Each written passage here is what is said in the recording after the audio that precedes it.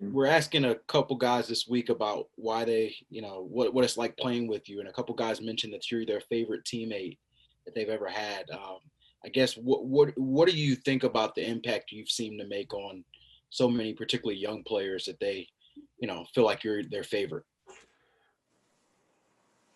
I mean, it's probably a better question for them than me, but I know that, my experience helps. Just the road that I've traveled to get here and all the different teams and different teammates and different situations I've been in, I think all that probably helps.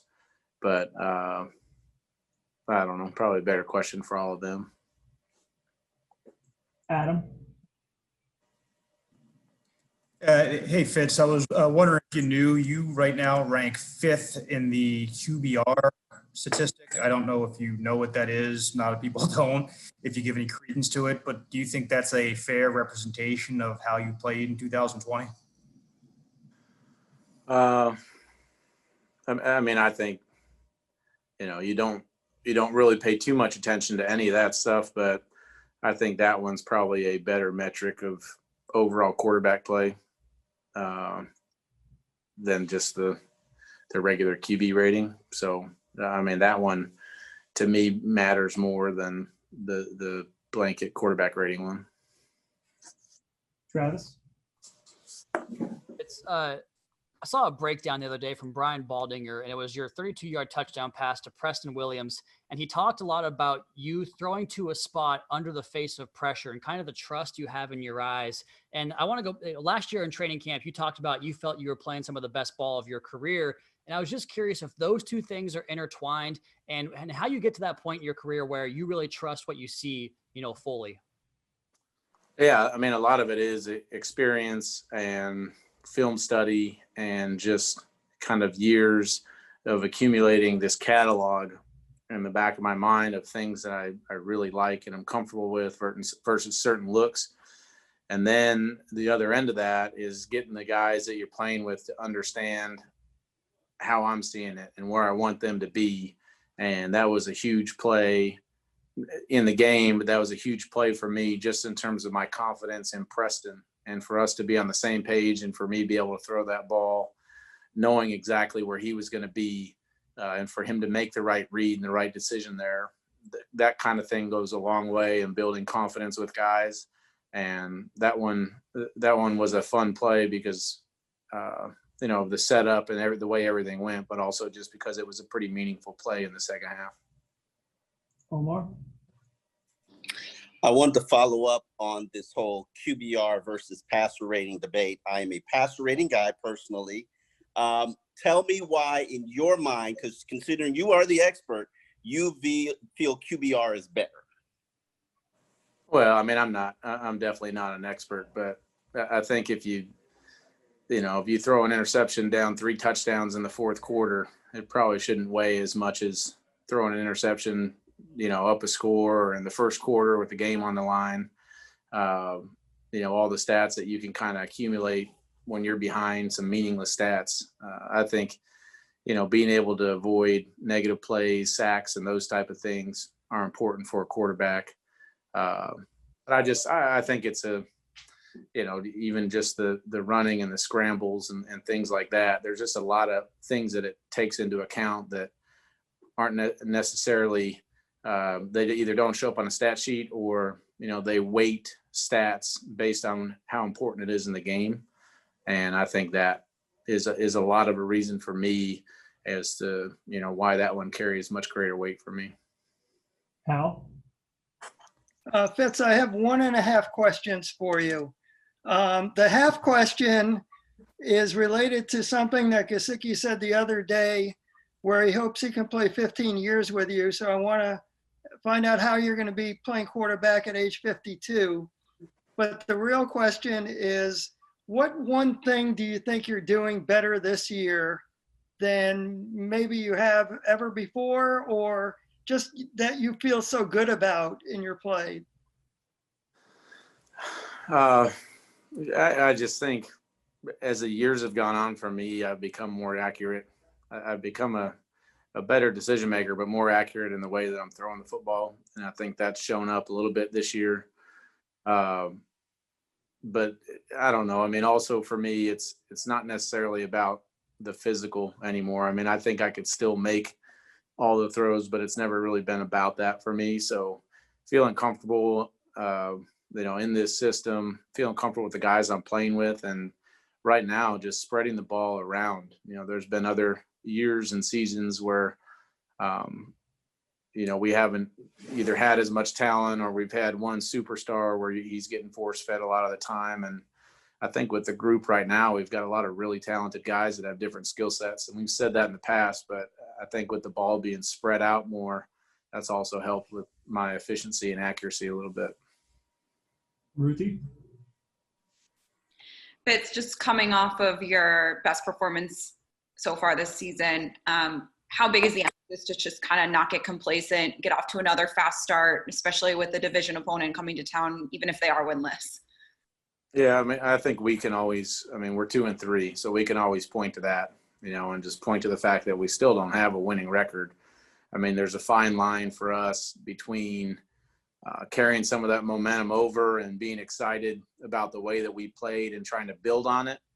And like you said, the word complacent or patting yourself on the back, and being happy with last week and not focusing on what we need to focus on this week. So, we've made this week a lot about us and getting better on the practice field and continue to take those next steps to just get better as an offensive unit, defensive unit, and obviously as a team. So I think we had a good start today in practice. There was good focus, and guys are out there really running and trying to get better. Barry? Hi, Ryan. There are obviously a lot of ways to measure efficiency of offensive lines, but not giving up sacks is a big deal. Does it impress you that Austin Jackson, before his injury, Kelly, Hunt, none of those rookies has allowed a sack? Has it pleasantly surprised you? Does it make you feel like they've got really good futures? Yeah, I think the future is bright for all three of those guys. And just like the previous question, they can be happy with how they started, but every single week you've got to bring it. And as soon as they show some cracks or weaknesses, they're going to be exploited. So we have to continue to get better every week. Those guys are not any different than anybody else, but thus far, for being three knucklehead rookies, they've played pretty well. We just have to continue to make sure we're on that upward trend and they improve every week. Josh? Hey, Fitz, I like how you termed them rookies, but building off of Barry's question, I just wanted to ask specifically about Rob. He didn't get the benefit of, those 3 or 4 games prior to this past Sunday's game. And, he stepped right in there with no game experience. When you think about his situation specifically, I know week in, week out, they have to come ready to perform, but what did it mean to, see him come in and really not lose a beat from what you had the first few games? Oh, it's nice, even just being in the huddle and not having, the nervousness and, those guys looking, like they don't belong in the huddle. All three of those guys have the right look in their eye. And, for me, I truly don't pay attention to that stuff because I can't. I've got too many other things I have to think about. So for me not to notice him in the game I always take that as a good thing. But, sometimes that's stuff I can't even really concern myself with because of all the other things I have to think about during the game. Cam? Hey, Fitz, I guess there was a visual we saw in the last game where after you threw that touchdown to, I believe, Preston, Tua's jumping up into your arms, I guess in celebration. We talked about the dynamic in that QB room before, but I guess what does that show, that you guys seem to genuinely support each other, through everything? Yeah, I think, it says a lot about him and just the fact that he's enjoying the success of the team and when we have it. And like I said last week, he's a guy that is always upbeat and happy, and that positive energy is really important. And in the good times, when he's jumping up after a touchdown, and the not so good times when we're coming off a bad week or a tough loss, to be able to stay the same guy and bring that youthful exuberance, that's good. And I guess you guys got to catch a glimpse of it there, but he definitely, he's like that all the time in terms of his energy. And, how excited he is to be doing what he's doing. We'll take one more, Adam. Fitz, the Jets have not had a winning season since 2015. So the question I have for you is this: did they make a mistake in letting you go? Well, we had a losing season in 2016 when I was there, so that one ended the way it did for a reason. But 2015 was a fun year. Hi, Jesse. How much did you enjoy playing left tackle again, and how do you feel you did? Yeah, I mean, it was, it wasn't my best outing, but, I still have work to do over there and, using every day to try to get better.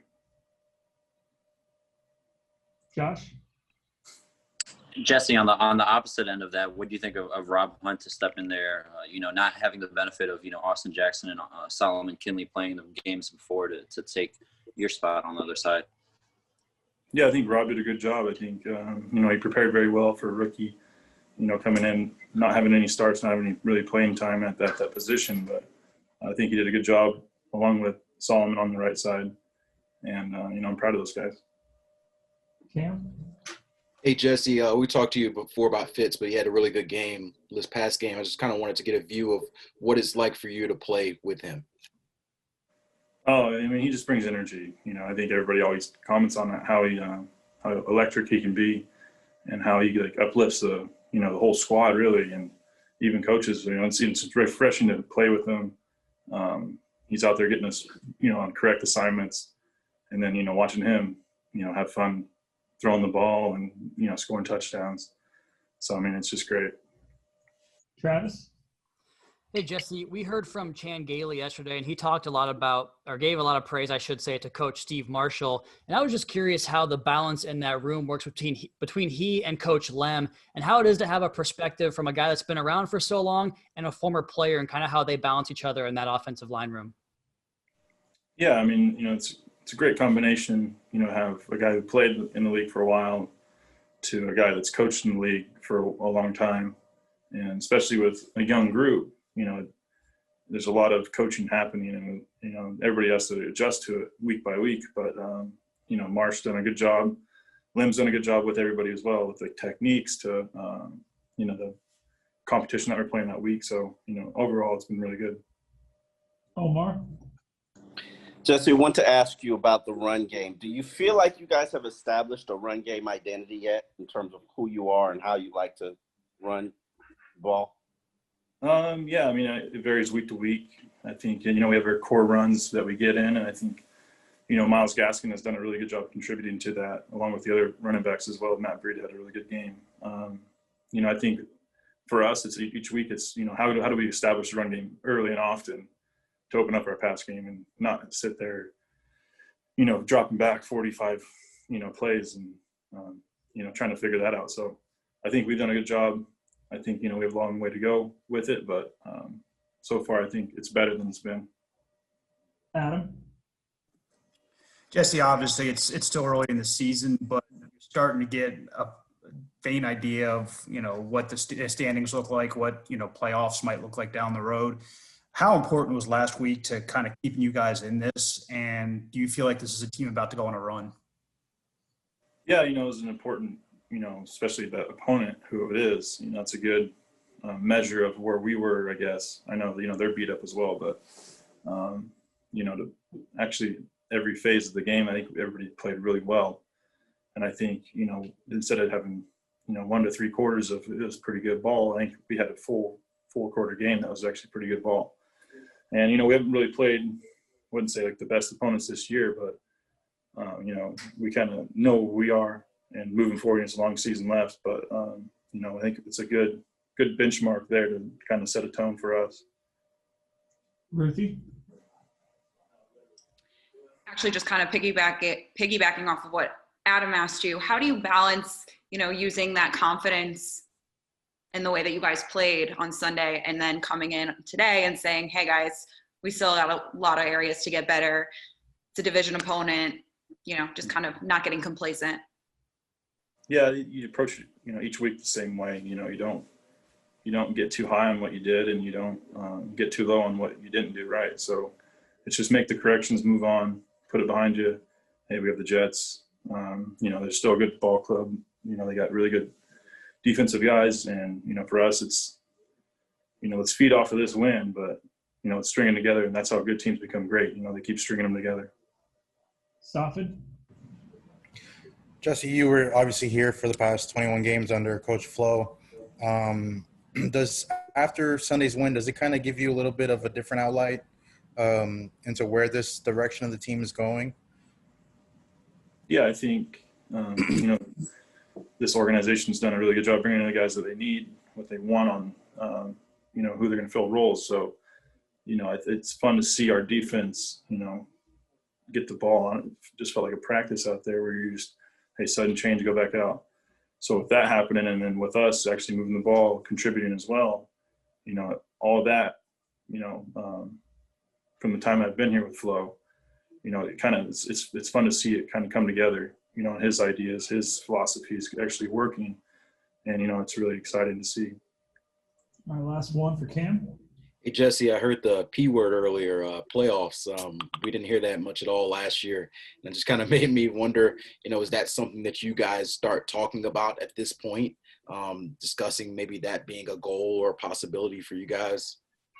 No, we don't. No one said playoffs anywhere.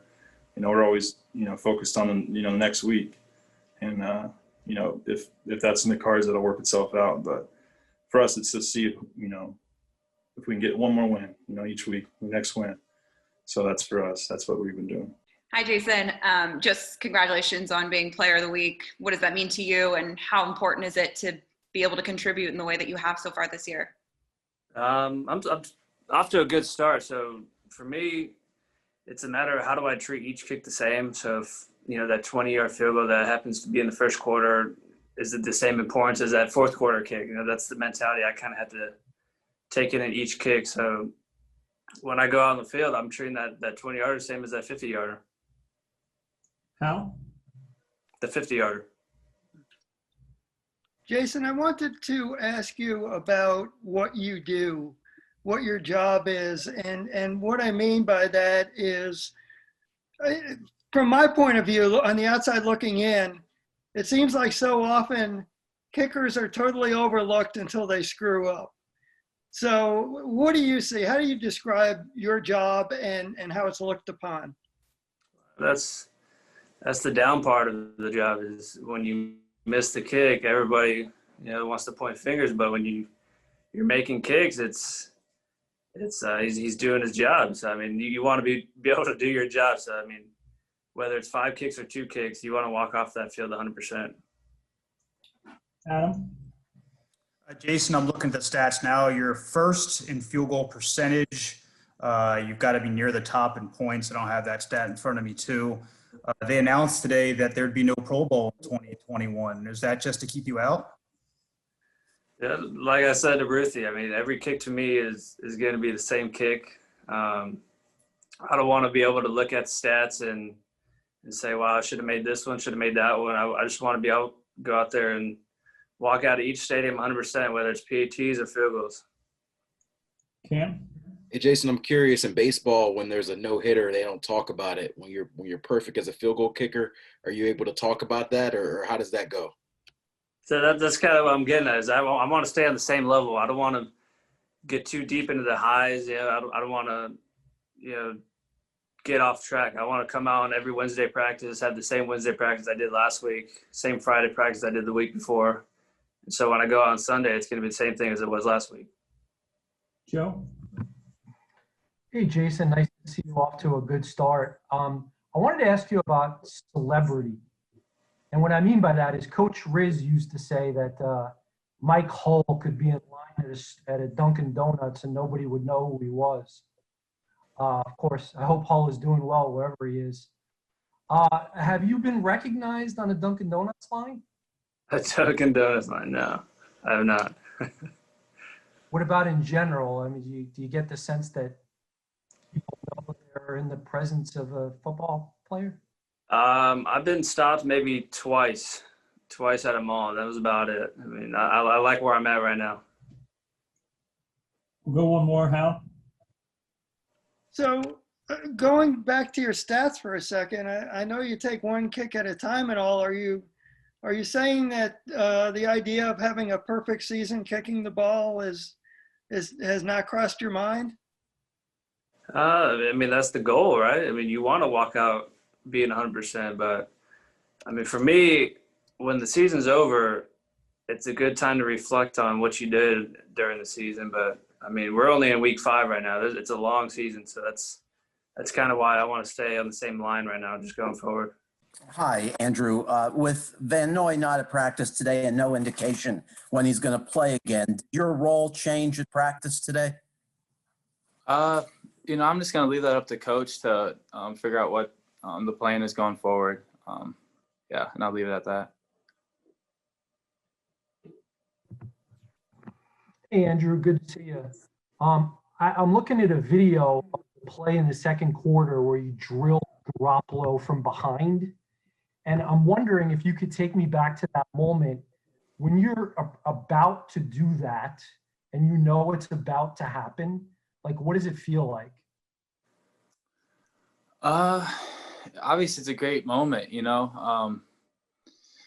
just try to get there as fast as you can, because quarterback's got a quick release, so you want to be able to get there and get the sack, and anything on top of that is just bonus. So whenever you can get the ball out and get an opportunity for a turnover, it's a great play in the game, and you thrive for those. So it's a great feeling, and it's something that you always push for. Safin? Andrew, you come across as a real kind of quiet, timid kind of guy, and that hit definitely showed a little different aspect of you. I guess, what is that? Did you have any any saved up energy or anything you wanted to kind of lash out with that hit that you delivered there? No, I was just trying to get the ball out, and I knew it was in the front of him, so I couldn't really punch at it or reach for it. So I knew getting a big hit on him would, give me the best opportunity to get the ball out.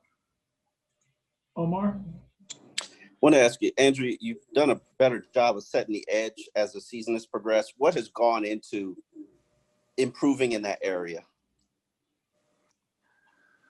I think just building my strength in the weight room and trusting my technique. I think Austin Clark has done a great job with teaching me his technique and, how to do a better job of setting the edge, and whether it be hand placement or my feet, not giving up ground, but more attacking. And I think that's really helped improve me this year. Adam? Andrew, I think you were hurt at the beginning of last year. Is that right? You missed the first part of the season? Yeah, correct. So you weren't on the field during that hard start that you guys had. I think 0-7 was the beginning, but I mean, since you've been back, the defense has played better. The team has played better. What has it been like, the turnaround this team has had in the last 12 months from, wondering when that first win will come to, talking about being in the hunt? I just think it's our preparation and our willingness to practice and get better. I think that's a huge part of it.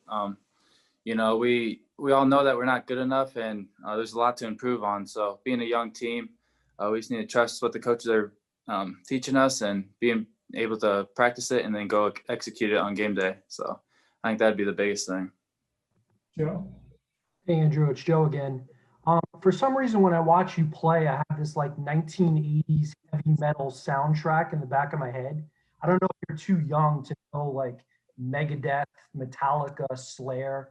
Do you like that kind of like heavy metal music or not at all? I'll listen to it, but it's not my favorite, but if it's on, I'll listen to it and go with it, but probably something that I wouldn't prefer. Barry?